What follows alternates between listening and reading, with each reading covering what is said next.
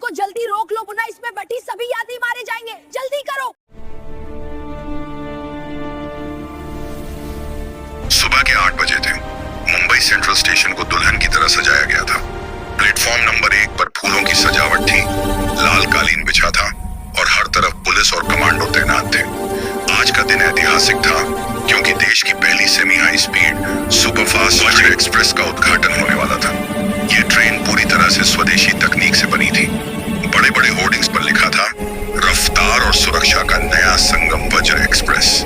चमकदार सिल्वर और केसरिया रंग की यह ट्रेन धूप में चमक रही थी, लेकिन इस जश्न के माहौल से दूर प्लेटफॉर्म के आखिरी छोर पर पटरियों के पास 12 साल का आर्यन प्लास्टिक की बोतलें और लोहे के टुकड़े जमा कर रहा था। आर्यन देखने में साधारण कचरा बिनने वाला लगता था, बिखरे बाल, फटी हुई टी शर्ट और नंगे पैर। लेकिन उसका हुनर साधारण नहीं था। वह अक्सर पटरियों पर कान लगाकर लेटा रहता था। वह ट्रेनों के आने से मीलों पहले उनकी धड़कन सुन लेता था। लोहे की खनखनाहट, पहियों की रगड़ और इंजन की गड़गड़ाहट उसके लिए संगीत जैसी थी। यह हुनर उसे विरासत में मिला था, लेकिन वह यह बात भूल चुका था। 7 साल पहले आर्यन, हेल्प मी, जिसका असली नाम विहान था, अपने पिता कबीर सिंघानिया के साथ एक रेलवे प्रदर्शनी में खो गया था। कबीर सिंघानिया रेलवे के सबसे काबिल मैकेनिकल इंजीनियर थे। वे विहान को बचपन में लोकोमोटिव वर्कशॉप ले जाते थे। बेटा, मशीनें बात करती हैं, कबीर हमेशा विहान को गोद में लेकर कहते थे। जब कोई बेयरिंग खराब होती है तो वह रोती है। जब एक्सल में दरार होती है तो वह चीखता है। तुम्हें बस ध्यान से सुनना होगा। एक अच्छी मशीन संगीत की तरह चलती है, छुक छुक छुक, लेकिन खराब मशीन का ताल बिगड़ जाता है। छोटा विहान आंखें बंद करके उन आवाजों को महसूस करता था। लेकिन उस मनहूस दिन भीड़ में हाथ छूट गया। कबीर पागल हो गए थे अपने बेटे को ढूंढने में। पुलिस, सीबीआई सब छान मारा, लेकिन विहान भीड़ में कहीं गुम हो गया। वह एक बूढ़े चाचा रहीम को मिला, जिन्होंने उसे पाल पोस कर बड़ा किया। विहान को अपना पिछला जीवन धुंधला याद था, बस मशीनों की आवाजें उसे याद रह गई थी। आज सुबह आर्यन अपना बोरा लेकर वज्र एक्सप्रेस के इंजन के पास से गुजर रहा था। ट्रेन स्टार्ट थी और अपनी रवानगी का इंतजार कर रही थी। तभी आर्यन के कानों में एक अजीब आवाज पड़ी। इंजन की सुरीली हम इसके बीच एक बारीक खट की आवाज आ रही थी। आर्यन रुक गया। उसके रोंगटे खड़े हो गए। यह आवाज सामान्य नहीं थी। यह मेटल फटीग की आवाज थी। उसने ध्यान से देखा। ट्रेन के बोगी नंबर 2 और 3 के बीच के जॉइंट कपलिंग के पास नीचे चेसिस में एक अजीब सा कंपन था। आर्यन समझ गया कि जिस हाइड्रोलिक सिस्टम पर यह ट्रेन टिकी है उसमें लीकेज है और एक मुख्य बोल्ट अपनी जगह से खिसक रहा है। यह नहीं हो सकता, आर्यन बड़बड़ाया। अगर यह ट्रेन स्पीड बोगी पलट जाएगी। वह दौड़कर पास खड़े एक टीटी के पास गया। साहब, इंजन के पीछे वाली बोगी में खराबी है। आवाज ठीक नहीं आ रही, उसे रोको। टीटी ने उसे घूर कर देखा। ए लड़के, सुबह सुबह दिमाग खराब मत कर। जा अपना काम कर। ये नई ट्रेन है, कल ही फैक्ट्री से आई है। इसमें खराबी हो ही नहीं सकती। नहीं साहब, मैं सच कह रहा हूं। वहां नीचे से खटखट की आवाज आ रही है। कोई नट ढीला है या पाइप फट गया है। चल भाग। टीटी ने उसे डंडा दिखाया। आर्यन घबरा गया। उसे पता था कि कुछ ही देर में रेल मंत्री श्री पी टोंके वासुदेवन झंडी दिखाने वाले हैं। ट्रेन में स्कूली बच्चे, पत्रकार और कई वीआईपी बैठे थे। आर्यन से रहा नहीं गया। वह भीड़ को चीरते हुए वीआईपी मंच की तरफ भागा। रास्ते में उसे रहीम चाचा मिले। अरे आर्यन, कहां भाग रहा है? पुलिस मारेगी। चाचा, वो ट्रेन यमराज है आज, उसमें खराबी है, सब मर जाएंगे। मुझे बड़े साहब को बताना होगा। रहीम ने आर्यन की आंखों में वही पुराना डर और सच्चाई देखी जो अक्सर सही साबित होती थी। तो जा बेटा, रोक ले उन्हें। मंच पर project director mister Chopra media को इंटरव्यू दे रहे थे। यह प्रोजेक्ट मेरी देखरेख में पूरा हुआ है। वज्र एक्सप्रेस सुरक्षा के मामले में दुनिया में नंबर 1 है। हमने इसमें करोड़ों के सेंसर लगाए हैं। मिस्टर चोपड़ा को अपनी प्रमोशन की जल्दी थी।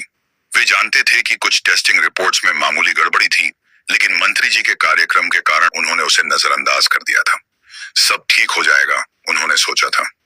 तभी आर्यन बैरिकेड्स के पास पहुंचकर चिल्लाने लगा, मिस्टर चोपड़ा, ट्रेन को रोकिए। कपलिंग टूट जाएगी। सुरक्षा कर्मियों ने आर्यन को पकड़ लिया। छोड़ो मुझे साहब, बोगी नंबर 2 के नीचे हाइड्रोलिक पाइप में क्रैक है, मैंने आवाज सुनी है। मिस्टर चोपड़ा ने भौहें सिकोड़ी। यह शोर कैसा है? सर, कोई आवारा लड़का है, कह रहा है ट्रेन खराब है, एक गार्ड ने कहा। चोपड़ा हंसे। हास्यास्पद, हमारे विदेशी सेंसर को कुछ नहीं मिला और यह सड़क का बच्चा खराबी ढूंढेगा, इसे बाहर फेंको। लेकिन आर्यन ने हार नहीं मानी। वह गार्ड के हाथ से छूटकर सीधा रेड कारपेट पर दौड़ पड़ा। ठीक उसी समय मंत्री जी की गाड़ी आई। आर्यन सीधा मंत्री जी की कार के सामने खड़ा हो गया। एनएसजी कमांडो ने उसे घेर लिया, बंदूकें तान दी। मारना है तो मार दो, आर्यन चिल्लाया। उसकी आवाज में कंपन था लेकिन डर नहीं। लेकिन उस ट्रेन को मत चलाओ, उसमें बैठे बच्चे मर जाएंगे। साहब प्लीज एक बार नीचे झुककर देखिए, आवाज सुनिए। मंत्री वासुदेवन एक समझदार नेता थे। उन्होंने एक बच्चे का इतना आत्मविश्वास पहले कभी नहीं देखा था। उन्होंने हाथ के इशारे से कमांडो को नीचे किया। क्या बात है बेटे, तुम अपनी जान पर खेलकर क्यों चिल्ला रहे हो? मंत्री जी, मेरा नाम आर्यन है। मुझे मशीनों की बोली समझ आती है। वज्र एक्सप्रेस के दूसरे डिब्बे के नीचे से मौत की आवाज आ रही है। अगर विश्वास नहीं है तो अपने किसी इंजीनियर को कहिए कि बस एक बार हथौड़े से चेक कर ले। मिस्टर चोपड़ा दौड़ते हुए आए।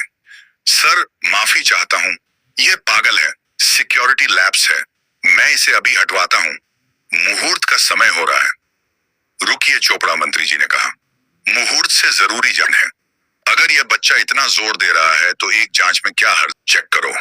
मंत्री जी ने आदेश दिया। भीड़ में सन्नाटा छा गया। सब सांस रोके देख रहे थे। रेलवे के चीफ सेफ्टी ऑफिसर जो वहां मौजूद थे अपनी टीम के साथ बोगी नंबर 2 के नीचे गए। आर्यन भी उनके साथ गया। वह देखिए अंकल, आर्यन ने उंगली से इशारा किया। उस जॉइंट के पीछे जहां से तेल रिस रहा है वहां आवाज बदल गई है। सेफ्टी ऑफिसर ने टॉर्च जलाई। पहले उन्हें कुछ नहीं दिखा, लेकिन जब उन्होंने ध्यान से देखा और एक कवर हटाया तो उनके होश उड़ गए। मुख्य धुरी जोड़ने वाली पिन पर एक गहरा क्रैक, दरार था। यह धातु के अंदर की कमी थी जो बाहर से नहीं दिखती थी लेकिन दबाव पड़ने पर आवाज करती थी। ऑफिसर पसीने से तरबतर होकर बाहर निकले। उनका चेहरा पीला पड़ चुका था। क्या हुआ? मंत्री जी ने पूछा। ऑफिसर ने कांपती आवाज में कहा, सर अनर्थ हो जाता। इस बच्चे ने सही कहा, मेन एक्सल पिन क्रैक है। जैसे ही ट्रेन 80 की स्पीड पकड़ती यह बोगी ट्रेन से अलग होकर पलट जाती। सैकड़ों जाने जा सकती थी। पूरे स्टेशन पर सन्नाटा छा गया। मिस्टर चोपड़ा के पैरों तले जमीन खिसक गई। मीडिया के कैमरे अब उस कचरा बिनने वाले लड़के की तरफ घूम गए। मंत्री वासुदेवन आर्यन के पास गए और घुटनों के बल बैठकर उसके सामने हाथ जोड़े। बेटा, आज तुमने देश को एक बहुत बड़े हादसे से बचा लिया। तुम्हें यह सब कैसे पता चला? आर्यन ने मासूमियत से कहा, पता नहीं साहब, बस आवाज अलग थी। मेरे पापा कहते थे मशीनें बात करती हैं, बस उनकी बात याद रह गई। तभी भीड़ के पीछे से एक आदमी पागलों की तरह दौड़ता हुआ आया। हटो, हटो सामने से। यह रेलवे बोर्ड के मुख्य सलाहकार कबीर सिंघानिया थे। वे दिल्ली से लाइव प्रसारण देख रहे थे। जैसे ही टीवी पर उस लड़के का चेहरा और उसकी मशीनें बात करती हैं वाली लाइन सुनी, वे पहली फ्लाइट पकड़कर मुंबई पहुंच गए थे। या शायद वे भीड़ में ही पीछे खड़े थे और अब आगे आए थे। कबीर की सांसें फूल रही थीं। उन्होंने आर्यन का चेहरा हाथों में लिया। उसकी बाईं आंख के ऊपर एक छोटा सा पुराना निशान था। विहान? कबीर ने धीमी आवाज में पूछा। क्या तुम विहान हो? आर्यन विहान ने उस अजनबी को देखा। उसे कुछ धुंधली यादें आने लगी। एक बड़ा घर, खिलौने वाली ट्रेनें और एक प्यार करने वाला पिता जो उसे इंजीनियर साहब बुलाता था। पापा? आर्यन की आंखों से आंसू छलक पड़े। आप मुझे मशीन वाली कहानियां सुनाते थे। कबीर ने जोर से आर्यन को गले लगा लिया। दोनों बाप बेटे वहीं प्लेटफॉर्म पर फूट फूट कर रोने लगे। रहीम चाचा भी दूर खड़े होकर आंसू पोंछ रहे थे। उन्हें दुख था कि आर्यन जा रहा है, लेकिन खुशी थी कि उसे उसका असली घर मिल गया। मंत्री जी ने माइक लिया। देवियों और सज्जनों, आज वज्र एक्सप्रेस नहीं चलेगी, लेकिन आज हमने एक हीरा खोजा है। मिस्टर चोपड़ा को लापरवाही के लिए सस्पेंड किया जाता है और यह बच्चा आर्यन उर्फ विहान सिंघानिया आज का असली हीरो है। सरकार इसके भविष्य और शिक्षा की पूरी जिम्मेदारी लेगी। कबीर ने खड़े होकर रहीम चाचा को भी मंच पर बुलाया। आपने मेरे बेटे को जिंदा रखा।